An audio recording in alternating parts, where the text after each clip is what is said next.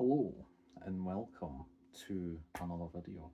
Been a little while, few days. Yeah. So recently over the weekend, I decided to give some shows a go, and when it becomes to anime and stuff, I kind of just give it a couple episodes, and if it doesn't really pull me in, I'll usually just give it up. And I'm not that kind of person to follow the 3 episode rule because I should be hooked to the show with the first 1 or 2 episodes, shouldn't I? I should be gripped, and if I just lose interest, obviously the show isn't doing a good enough job. That's my personal opinion. You might go, no, you need to get to this bit, but that's kind of how I've started to do things. I'm not kind of watching something because I need to. I don't want to watch out of obligation. I want to watch it because I want to watch it.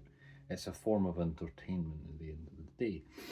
And for anime, it was becoming kind of a reoccurrence where I was watching things and I wasn't getting gripped, and it was just happening so much. And it was such a shame because there was so I was just like, I want to get me a show. And then lo and behold, I was on Amazon and I was like, oh yeah, Dororo. I've not fucking watched that, have I? And then, yeah, I didn't expect much from it, to be totally honest, and that's why I never really gave it a go. But lo and behold, I gave it a go, and the show was pretty good, and it really gripped me in. And I don't know why, because I don't know, it just clicked. It's like you just click with certain shows, and Dororo happened to be that show where it just clicked for me. The characters were so likable, the voice acting was really good, the premise of the story was so simple yet so entertaining and engaging. And usually, the character type that the character Dororo is, usually I end up disliking those kinds of characters. I tend to call them the mascot characters. I usually end up hating them, but for some reason the Roro was a really engaging character, just this kid in such a brutal world, yet was so fascinating as a character.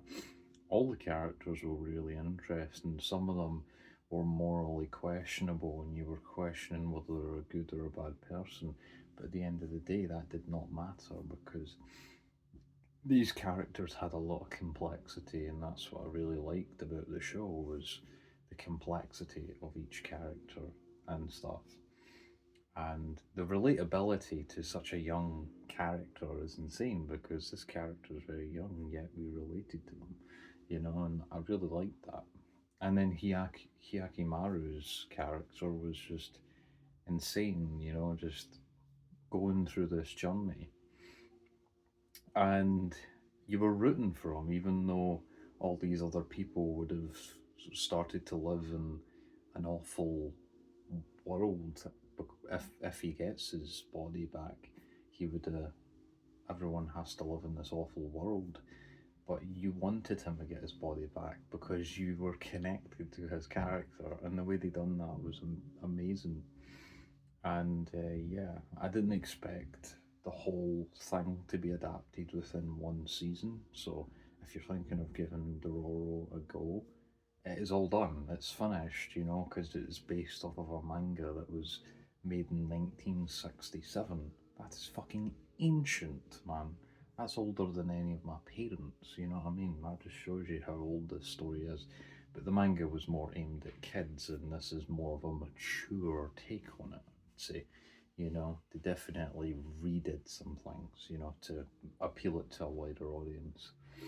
And the way they did it, I thought was massive class. Like the story was so fucking fun and engaging, and just I loved it. It was so well done, and then it just got to the point. It just depends on how they end this, and I swear to God, the ending. They couldn't have ended it any better, in my opinion. They just did the ending flawlessly, and I was like, I did not expect them to do the ending that fucking well. You know what I mean? I thought they were gonna fuck up or something because the amount of shows or anime I've watched, and the show's been really enjoyable, been loving it, and then they just fuck it up at the end, and I was just scared that was gonna happen again. But Dororo was like, nah, we ain't doing that shit. And it just ended so beautifully and so well, and I was like, yes, get in, you know? The show, as you can, as I would describe it, it doesn't take a safe path. You know, it doesn't try to be safe in its storytelling. It has a message it wants to tell. It has philosophical and psychological themes that it wants to express, and it wants to be complex and questionable. That is the kind of show it wants to be, and it leaves that sort of message, you know. And yeah, I really like that.